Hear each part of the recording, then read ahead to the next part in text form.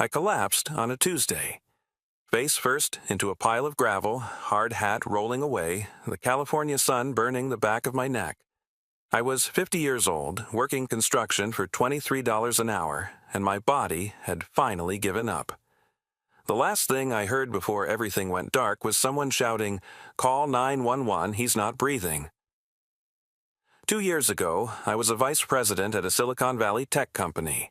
I had a corner office, a stock portfolio, and a $6.7 million mansion in the hills.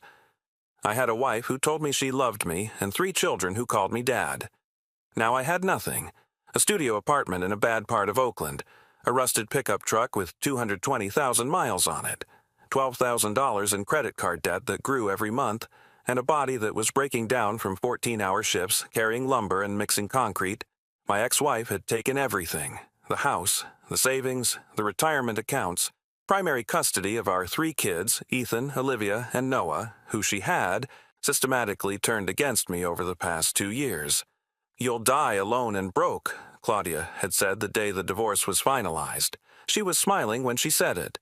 That cold, satisfied smile of a woman who had gotten exactly what she wanted. She was right about the broke part, and as I lay unconscious in that gravel pile, she was almost right about the dying part too, but she was wrong about the alone. She just didn't know it yet.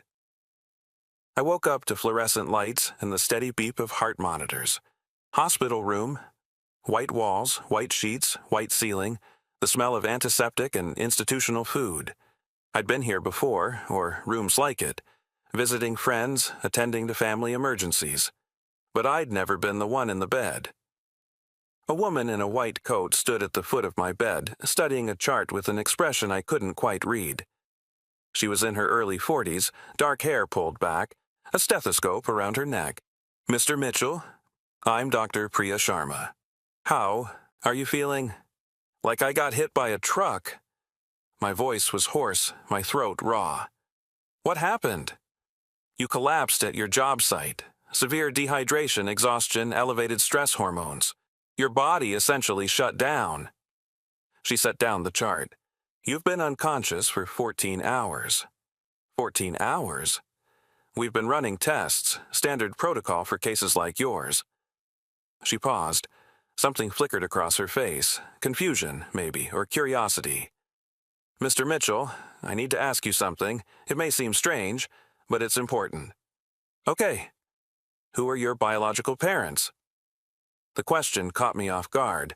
I'd expected her to ask about my medical history, my diet, my work conditions, not this. "I was adopted," I said. "My parents, my adoptive parents, were Frank and Dorothy Mitchell. They passed away years ago.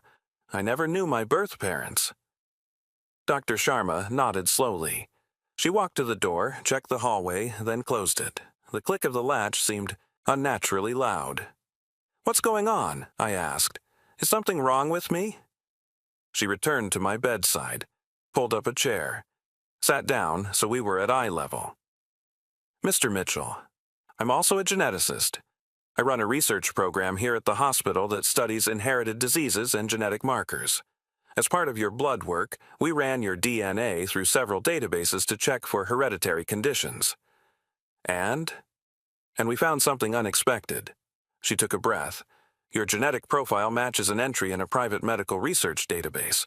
The entry was made by a man named Harold Ashworth." The name meant nothing to me. "Who's Harold Ashworth?" "The founder of Ashworth Industries. Tech, aerospace, defense contracts. One of the wealthiest men in California." "Never heard of him. What does this have to do with me?" Dr. Sharma leaned closer. Her voice dropped to barely above a whisper. "Mr. Mitchell, Harold Ashworth was your biological father. He spent 49 years searching for you, and when he died last year, he left everything, his entire fortune, to you." I stared at her. Certain I was still unconscious, certain this was some kind of fever dream brought on by dehydration and exhaustion. "That's impossible. I'm a construction worker. I'm broke. Sir," she placed a hand on my arm, "I've confirmed the DNA match 3 times. There's no question. Harold Ashworth was your father. And his fortune?" She looked me directly in the eyes. "Sir, you're worth $3 billion. The next few hours were a blur. Dr. Sharma brought in a hospital administrator who brought in a lawyer, who brought in another lawyer.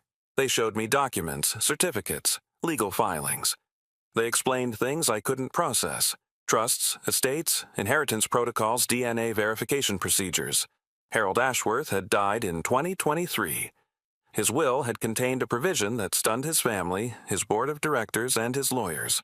I leave my entire estate, all assets, properties, investments, and holdings, to my firstborn son, Warren, born in 1974 to Margaret Collins.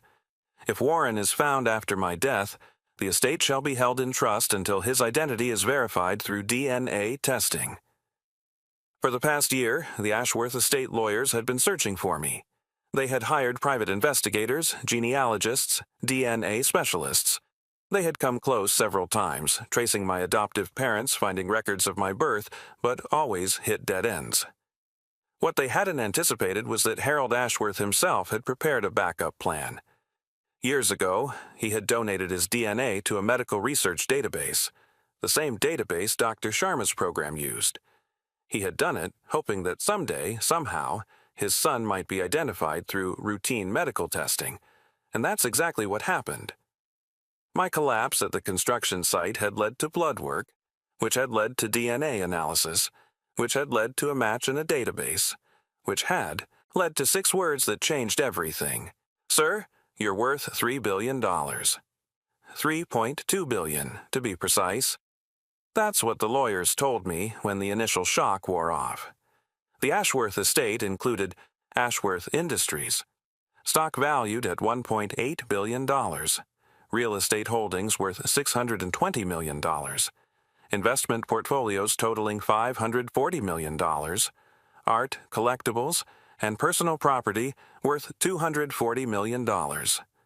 All of it mine, if the DNA test confirmed what everyone already knew. The DNA test was performed the next day. A simple cheek swab, compared against samples from Harold Ashworth preserved by his estate. The results came back in 48 hours, 99.9% match. I was Harold Ashworth's son, and I was now one of the wealthiest men in California. Let me tell you about my life before that hospital room. My name is Warren Mitchell. I was born in 1974, though I didn't know the circumstances of my birth until very recently. I was raised by Frank and Dorothy Mitchell in Columbus, Ohio. Good people, kind people, who never told me I was adopted. I found out when I was 18, going through my mother's papers after her death. A birth certificate with a different name. Adoption records. A letter from a lawyer mentioning a private arrangement. I didn't pursue it. Frank was still alive then, and I didn't want to hurt him by digging into a past he'd clearly wanted to keep buried. After he died, I thought about searching for my birth parents. But life got in the way. College, career, marriage, children. Always something more urgent than the mystery of where I came from. I moved to California after graduating from Ohio State, got a job at a tech company during the dot-com boom, worked my way up from entry-level engineer to vice president over 20 years, made good money, built a good life. I met Claudia Hayes in 2000 at a company event. She was 22, a marketing assistant, beautiful and ambitious and full of dreams. I was 26, already climbing the corporate ladder, looking for someone to share the journey with. We married in 2002. Ethan came along in 2004, Olivia in 2007, Noah in 2010. We bought progressively larger houses as my salary grew. First a condo, then a townhouse, then a proper house in the suburbs, and finally, in 2018, the mansion. $6.7 million. 6 bedrooms, a pool, a view of the valley that looked like something from a magazine. I thought it was the culmination of everything I'd worked for. I thought I had made it. What I didn't realize was that Claudia had been waiting. The layoff came in 2021. Company restructuring. My entire division eliminated. 47 years old, and suddenly I was unemployed for the first time in my adult life. I thought I'd find something quickly. I had experience, connections, a track record of success. But the tech industry had changed. They wanted young people now, cheaper, more adaptable, willing to work 80-hour weeks. A middle-aged VP with a big salary history was a liability, not an asset. Months passed. Interviews that went nowhere. Rejections that piled up. My savings started to dwindle as I continued paying the mortgage, the car payments, the private school tuition. Claudia's patience lasted about 6 months. "I didn't sign up for this," she said one night. "I didn't marry an unemployed middle-aged man who can't provide for his family." "I'm trying, Claudia. The market is tough right now. Try harder, or I'll find someone who can."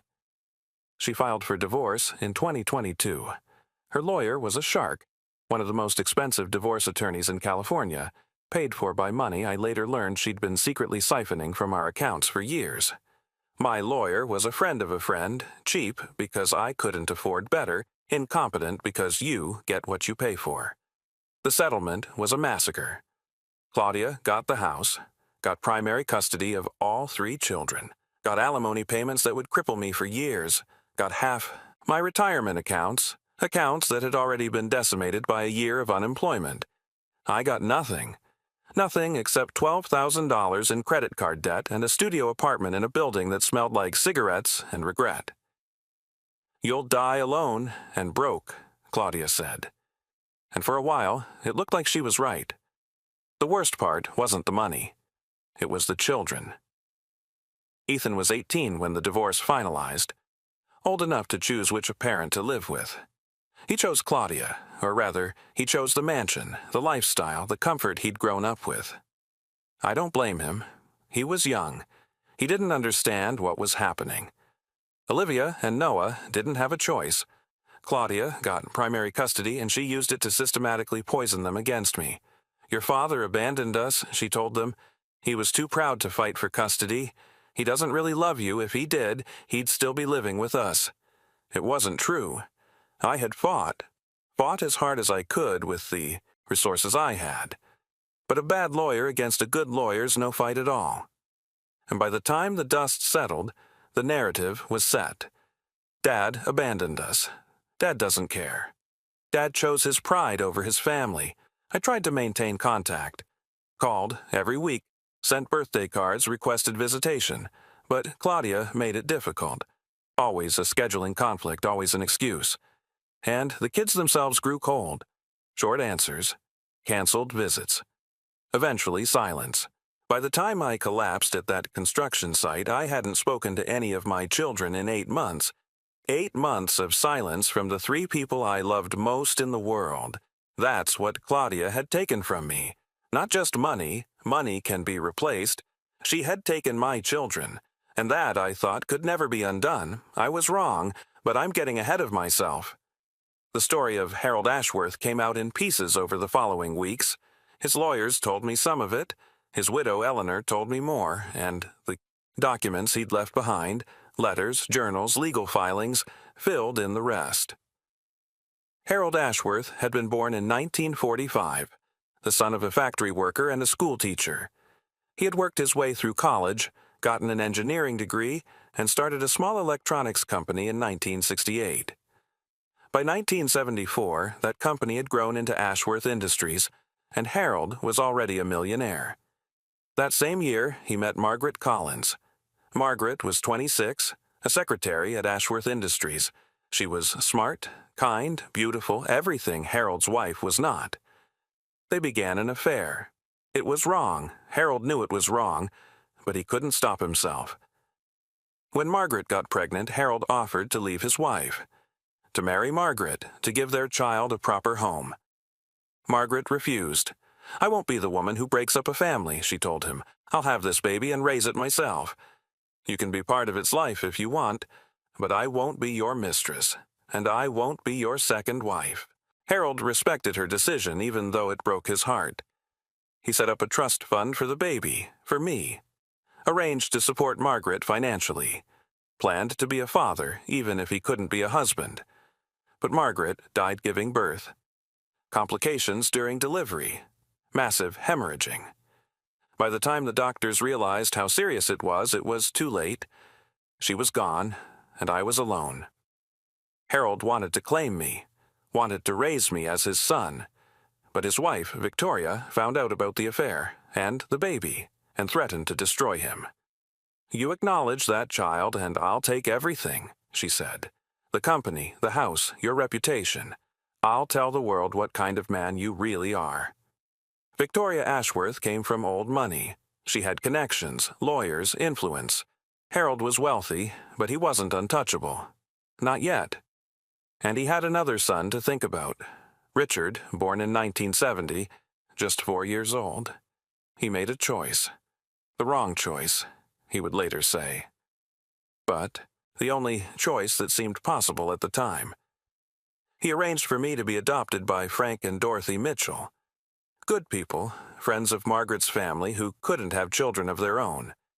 He set up a trust fund in my name to be released when I turned 21. He hired investigators to watch over me, to report back on my progress, to ensure I was safe and happy. And he spent the next 49 years trying to find a way to acknowledge me without destroying everything else. Harold's first wife, Victoria, died in 1995. He remarried 2 years later. Eleanor, a kind woman who knew about me from the beginning. Together, they continued the search, hired new investigators, pursued new leads. But the adoption records had been sealed.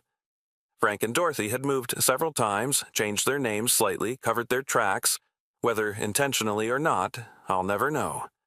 And I, as an adult, had never thought to look for my birth parents. The trail went cold. And cold. It stayed. In his later years, Harold grew desperate. He knew his time was running out. He changed his will repeatedly, always keeping the same core provision. Everything goes to Warren if he's found. And then, in a stroke of either genius or desperation, he donated his DNA to a medical research database. "If my son ever gets sick," he told Eleanor, "if he ever ends up in a hospital where they run genetic tests, maybe they'll find a match, maybe they'll trace it back to me." It was a long shot. A Hail Mary pass from a dying man. But it worked. The transition was overwhelming. 1 week I was a construction worker with $12,000 in debt. The next week I was sitting in a conference room at Ashworth Industries headquarters, surrounded by lawyers and executives who kept calling me sir. The estate had been held in trust for the past year, managed by a team of professionals who had expected the heir search to take years, maybe decades. When I appeared, verified by DNA, confirmed by documentation, they were stunned. We had almost given up, the lead attorney admitted. Another few months and we would have begun the process of distributing the estate according to the secondary provisions, which were charitable donations, endowments. The company shares would have gone to Richard. Richard Ashworth, my half-brother, the legitimate son, the one who had grown up with the family name, the fortune, the expectations. I was nervous to meet him. Expected resentment, hostility, maybe even legal challenges. This man had spent his entire life believing he was Harold's only heir. Now, a stranger had appeared and taken everything. But Richard surprised me. "I knew about you," he said when we finally met. His office at Ashworth Industries was enormous. Corner windows overlooking San Francisco, artwork on the walls, the trappings of obscene wealth. Dad told me when I was 30, showed me pictures, explained why he'd made the choices he made. "You're not angry?" "Angry?" Richard laughed, a bitter sound.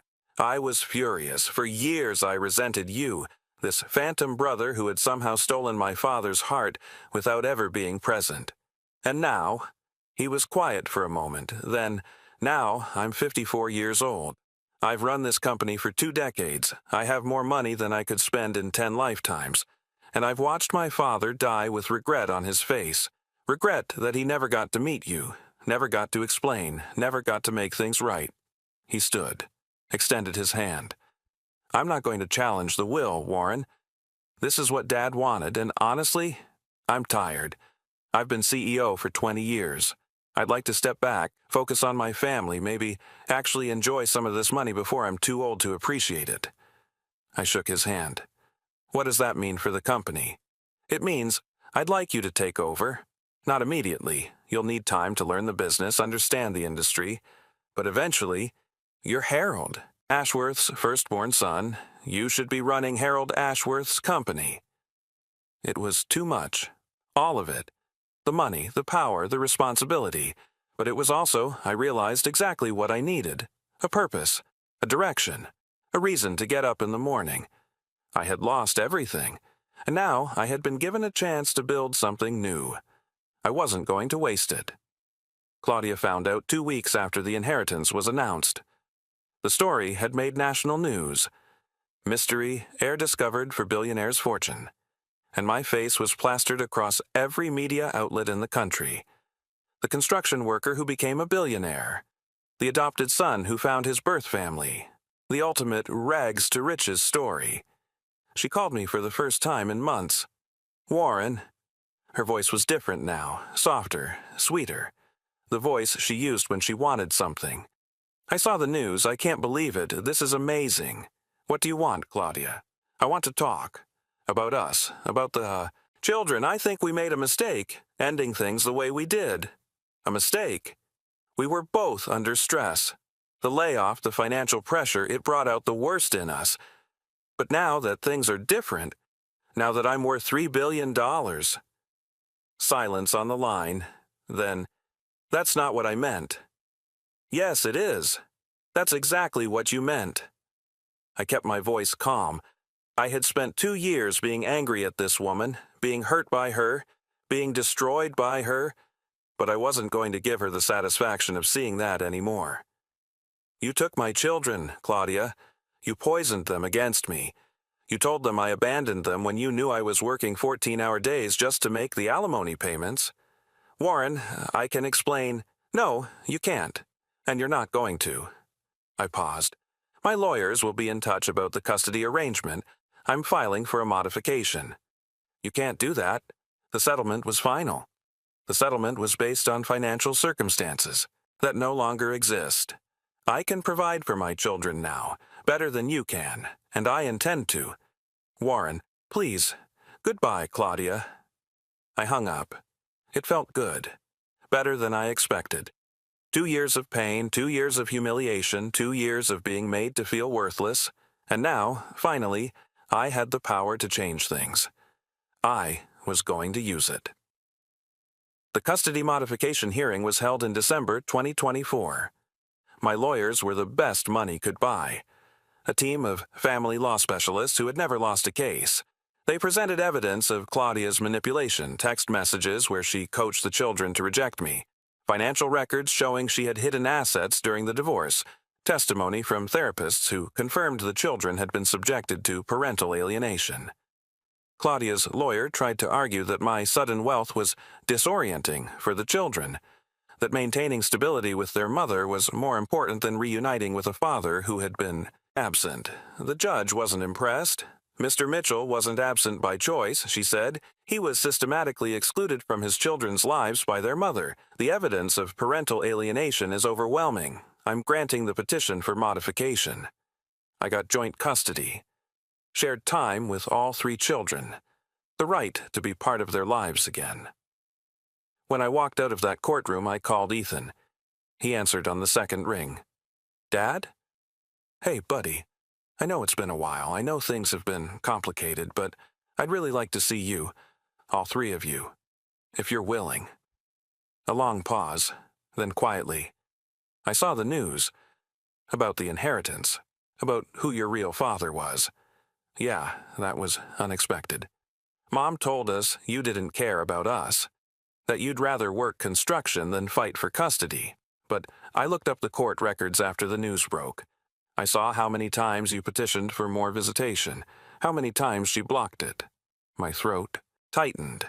I never stopped trying, Ethan. I never stopped loving any of you. I know that now. His voice cracked. I'm sorry, Dad. I should have known. I should have asked more questions instead of just believing. You don't have to apologize. You were a kid. You trusted your mother. That's normal. Can we start over? Me and Olivia and Noah, can we be a family again? I was crying now. Didn't try to hide it. That's all I've ever wanted, son. That's all I've ever wanted. The reunion happened on Christmas Day, 2024. I rented a house in Lake Tahoe. Nothing too extravagant, just a cabin with enough bedrooms for everyone. Ethan flew in from college. Olivia and Noah came with the social worker who was monitoring the new custody arrangement. When I opened the door and saw all three of them standing on the porch, Ethan at 20, tall and serious, Olivia at 17, her mother's beauty but her father's eyes. Noah at 14, gangly and awkward and growing up. Too fast. I couldn't speak. I just opened my arms, and they stepped into them. We stayed like that for a long time, the four of us, crying and holding each other in the cold mountain air. I missed you, Noah mumbled into my chest. I'm sorry I didn't answer your calls. It's okay, buddy, it's okay. Mom said you didn't want to talk to us, but you kept calling. I saw the missed calls on my phone. I should have answered. You're here now. That's what matters. Olivia pulled back, wiping her eyes. Is it true? About the money? About your real dad? It's true, all of it. So you're like a billionaire now? Apparently. She laughed, a wet, surprised sound. That's so weird. My dad is a billionaire. My construction worker dad who used to pack my lunch with little notes in the bag. I still would, if you'd let me. She hugged me again. I might take you up on that. We spent a week in that cabin, cooking together, watching movies, talking about everything and nothing. The children told me about their lives, school, friends, dreams. I told them about the grandfather they never knew, the fortune that had appeared out of nowhere, the plans I was making for the future. It wasn't perfect. The wounds from 2 years of separation wouldn't heal overnight. There were awkward silences, moments of tension, times when old resentment surfaced. But we were together. That was enough. For the first time in years, I felt like I had a family again. 2 years have passed since I collapsed at that construction site. I'm 52 now, living in a house that's much too large for me, a estate in Napa Valley that Harold Ashworth bought 30 years ago and never had the heart to sell. It has 12 bedrooms, a vineyard, and a view that takes my breath away every morning. I've learned to run a company. Not alone. I have Richard, who agreed to stay on as chairman emeritus, and a team of executives who know the business far better than I ever will. But I found my place. Strategy, vision, the big picture. That's where I contribute. Ashworth. Industries is thriving. Our stock price has doubled since I took over, partly due to market conditions, partly due to new initiatives I've championed. We're investing in clean energy, sustainable manufacturing, technologies that will shape the next century. Harold would be proud, I think. Eleanor tells me he would be. My children are doing well. Ethan graduated from college last spring, summa cum laude. He's working at Ashworth Industries now, entry level, no special treatment, just like any other new hire. He'll earn his way up or he won't. That's how I want it. Olivia is in her freshman year at Stanford. Pre-med. She wants to be a doctor, like the woman who changed our lives with 6 whispered words.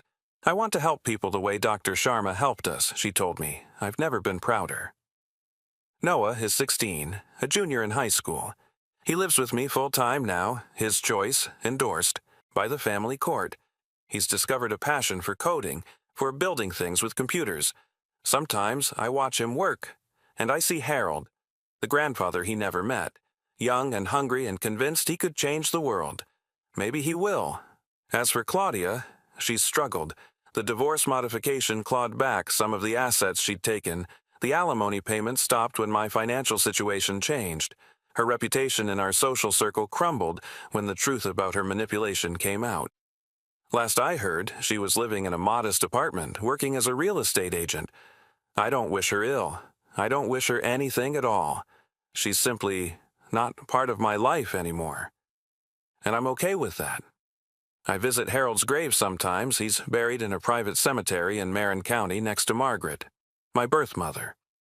Eleanor told me he had her remains moved there after Victoria died. He wanted them to be together in death, even though they never got that chance in life. I stand between their headstones and try to imagine them. Young, passionate, making a choice that would echo for 50 years. Margaret, brave enough to walk away from a man who loved her because she wouldn't break up a family. Harold, spending half a century trying to find the son he was forced to give up. They never got to meet me, never got to hold me, watch me grow, see who I became. But they gave me something anyway, a legacy, a fortune, and most importantly, the knowledge that I was wanted, that even when I didn't know where I came from, someone out there was looking for me. Someone out there loved me. I wish I could have known you, I tell them. Both of you. I wish I could have said thank you. The wind rustles the leaves. The sun warms my face, and I imagine somewhere they're listening. Dr. Priya Sharma and I have stayed in touch. She's become a friend, oddly enough. The woman who walked into my hospital room to discuss blood work and ended up changing my entire life. I've made a substantial donation to her research program, genetic testing for adopted individuals seeking their birth families. Do you know how many people are in your situation? She told me once. Adopted, no information about their medical history, no way to find their biological relatives. Your story could help thousands of them. So we're building something, the Mitchell Ashworth Foundation for Genetic Reunification, a nonprofit that helps adopted individuals connect with birth families through DNA testing at no cost. It's not enough. It will never be enough to repay the debt I owe to chance and circumstance and a doctor who happened to run my blood work through the right database. But it's something. I think about that construction site sometimes. The gravel pile where I collapsed. The hard hat rolling away. The California sun burning the back of my neck. I was dying. Maybe not literally, the doctors said I would have recovered even without treatment, but spiritually, emotionally, in every way that mattered. I had given up, had accepted Claudia's prophecy as truth. You'll die alone and broke. I believed her. That was the saddest part. I had internalized her cruelty, made it my own, convinced myself that I deserved the life I was living. But life had other plans. Sometimes the moment you hit rock bottom is the moment everything changes. Sometimes the collapse that nearly destroys you is actually saving you, forcing you into a hospital, into a doctor's care, into a chain of events that leads to somewhere you never imagined. I don't believe in fate, don't believe some cosmic force arranged all of this for my benefit. But I believe in second chances, and I believe that no matter how dark things get, no matter how certain you are that it's over, there's always the possibility of something unexpected. A phone call, a blood test, 6 whispered words. You never know what's coming next. That's terrifying. And it's also beautiful. It's Sunday morning now. I'm sitting on the porch of my Napa Valley estate watching the sun rise over the vineyard. Noah is inside, making breakfast. He's become quite the cook, actually. Ethan and Olivia are coming for dinner tonight. In my hand is a cup of coffee. Good coffee. Not the instant stuff I drank during those dark years, but something rich and smooth, the kind of thing I never thought I'd be able to afford. I'm 52 years old. I have $3 billion, a company that bears my father's name, and 3 children who love me. And I'm grateful. Not for the money. Money is just paper, just numbers on a screen. I'm grateful for the second chance, for the opportunity to rebuild, for the knowledge that even at 50, even when everything seems lost, life can still surprise you. You'll die alone and broke, Claudia said. She was wrong. So very, very wrong. Thank you for listening. Share this with someone who needs to hear it. Someone who has lost everything and thinks it's over. Someone who has been told they're worthless and started to believe it. Someone who is 50 or 60 or 70 and thinks their best days are behind them. They're not. The best days might be just around the corner. You never know when a doctor will close the door, lean in close, and whisper 6 words that change everything. You never know when the collapse will lead to the comeback. You never know when the end of one story is actually the beginning of another. Keep going. Keep hoping. Keep believing. Because somewhere out there, something unexpected is waiting. And it might just be worth $3 billion. Noah just called from the kitchen. "Dad, breakfast is ready." I set down my coffee, stand up from the porch chair, walk inside to join my son. my son, my children, my family. The fortune is nice. The company is fulfilling. The houses and the cars and the trappings of wealth are pleasant enough. But this moment, this ordinary Sunday morning, this breakfast with my son, this is what matters. This is what I almost lost. This is what I fought to get back. This is what I'll never take for granted again. What are we having? Pancakes? Your recipe. My recipe? Noah grins. The one you used to make when I was a kid, before everything went wrong. I found it written on an index card in one of your old boxes. I look at the plate. Pancakes shaped like animals. A bear, a rabbit, a duck. The same shapes I used to make for my children a decade ago, before the layoff, before the divorce, before the years in the wilderness. You remembered. I remembered everything, Dad. Noah's voice softens. The good stuff, anyway. The stuff Mom tried to make me forget. I pull him into a hug. This gangly 16-year-old who's almost as tall as me now. This boy who I missed so much during those lost years. I love you, Dad. I love you too, buddy. More than you'll ever know. We sit down, eat to breakfast. The sun streams through the windows. And life, my new life, my second chance, my unexpected blessing, continues.